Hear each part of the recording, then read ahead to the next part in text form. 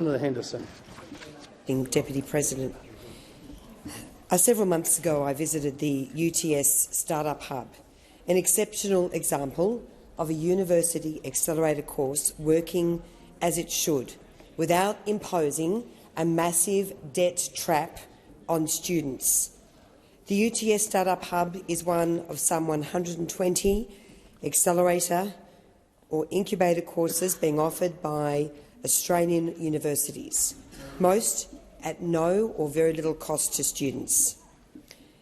At the UTS Startup Hub last year, more than 800 students enrolled at no cost. Student entrepreneurs seeking to create a business, develop a new idea, progress in innovation. Some 570 jobs were created.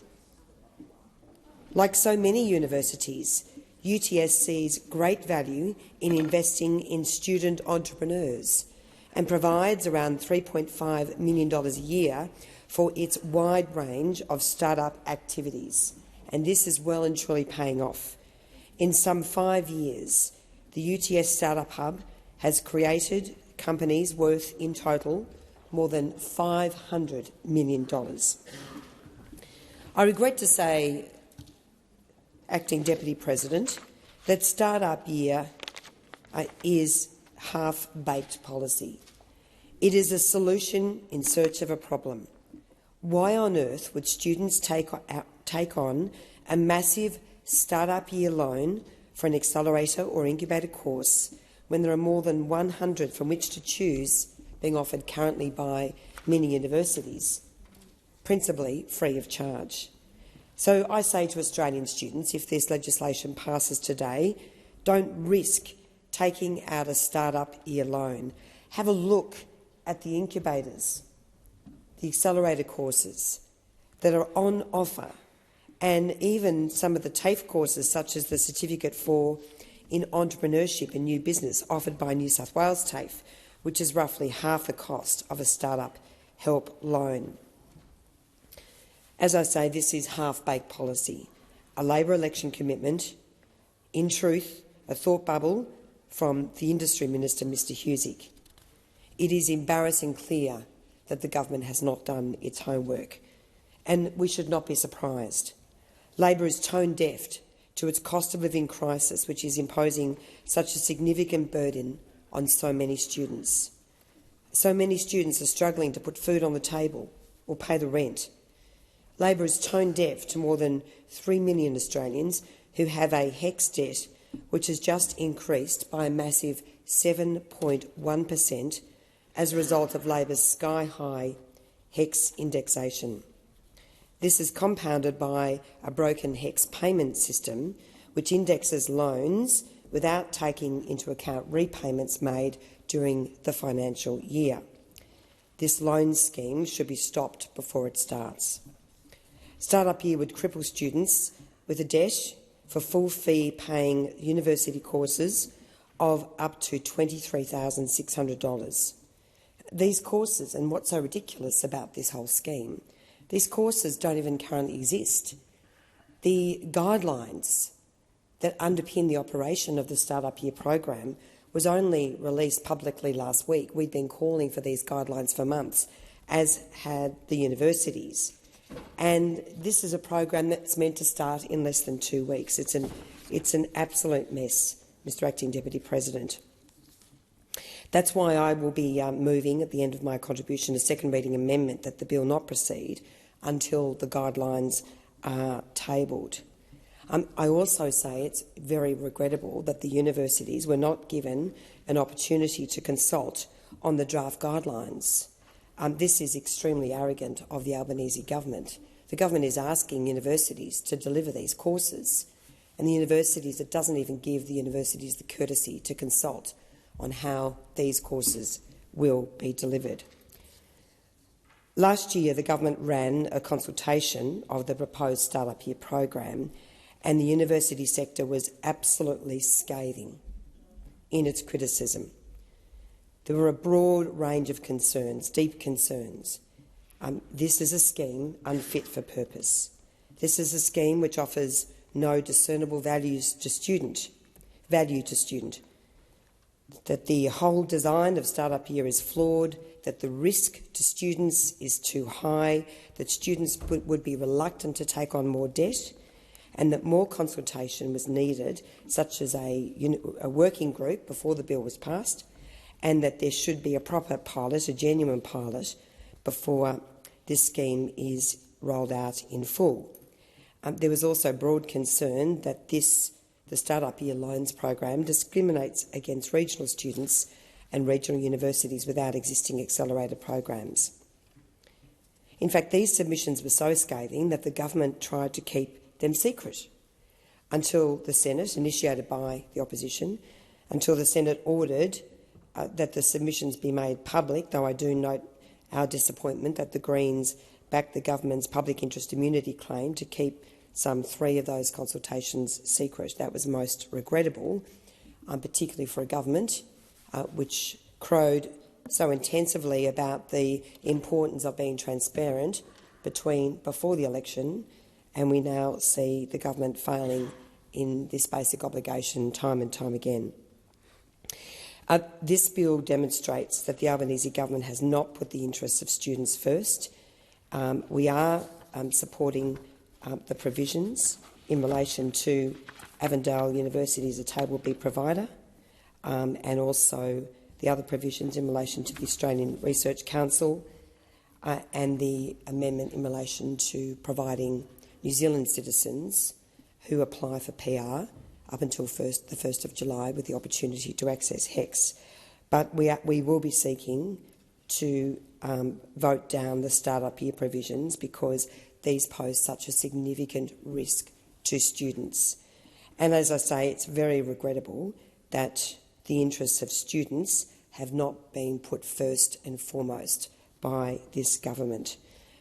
If we are not successful in voting down the Startup Year provisions, the opposition will be seeking to pass a number of substantive amendments, and they are that the bill should include intellectual property rights protection for students, which it currently does not do, that as far as reasonably practical, at least 25% of students which receive startup help assistance should be enrolled in a regional university.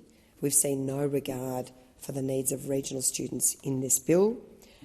We also are seeking for the Secretary of the Department of Education to be given the power to refund students for enrolling those students who enrol in a Startup Year course where the higher education provider fails to deliver a course which meets its objectives. We want these very, very important safeguards for students. And we're also seeking that the government runs a proper pilot of the Startup Year program at least at 1 or perhaps 2 universities, and that this pilot is subjected to an independent review, and that results of review are to be tabled in each House of the Parliament.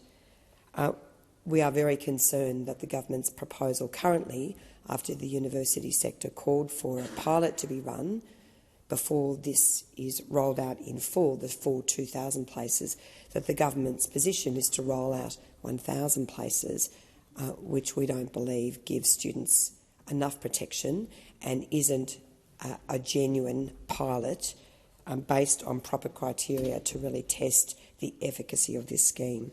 So, as I say, this is bad policy, and some universities have spoken out and continue to speak out very, very strongly against this loan scheme. I do want to place on record my disappointment, and this was made very clear in the Senate inquiry into the bill, which was conducted a couple of months ago.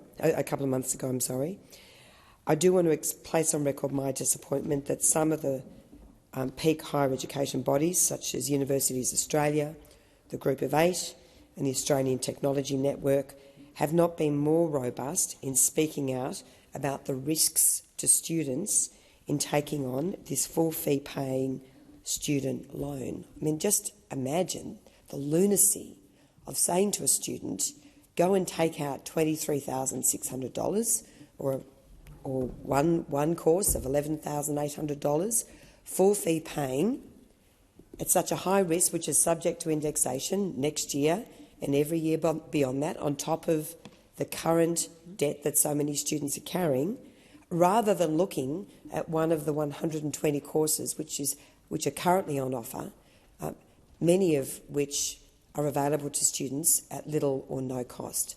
It is an absolute nonsense.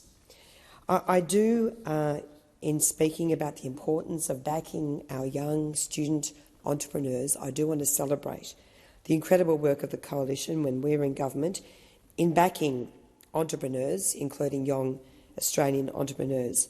Programs such as the Entrepreneurs Infrastructure Program, worth nearly $500 million to support the commercialisation of goods, job creation and lifting the capability of small businesses. We condemn the government's decision to cut some $200 million from this program in the October 22 budget. This was delivering for all businesses wanting to be entrepreneurs. This was delivering right across this nation, and this was a very regrettable decision by the Albanese government. I also celebrate the $2.2 billion university research commercialisation package, a very, very significant initiative of the former coalition government, and I am pleased that this is being supported by the Albanese government and has support across the parliament. This includes some incredibly important initiatives, including the $243 million Trailblazer program, which brings together industry, government and 6 universities which have won these grants to develop wonderful new Trailblazer programs for the future. The commercialisation package also includes a $1.6 billion investment for Australia's Economic Accelerator, which is a new stage-gated competitive funding program to help university projects in partnership with industry and government to bridge the so-called valley of death on the road to commercialisation.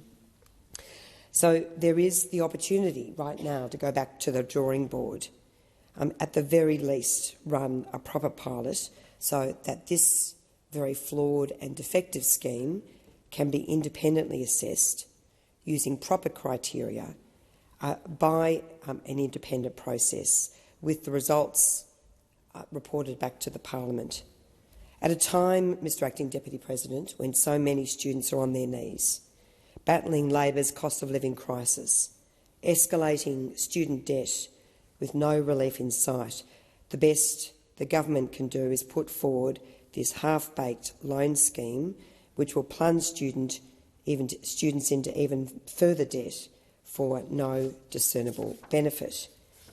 And at the conclusion of my contribution, I would like to move a second reading amendment, which is on sheet 1938. And so I move a second reading amendment on sheet 1938, please. Senator Henderson.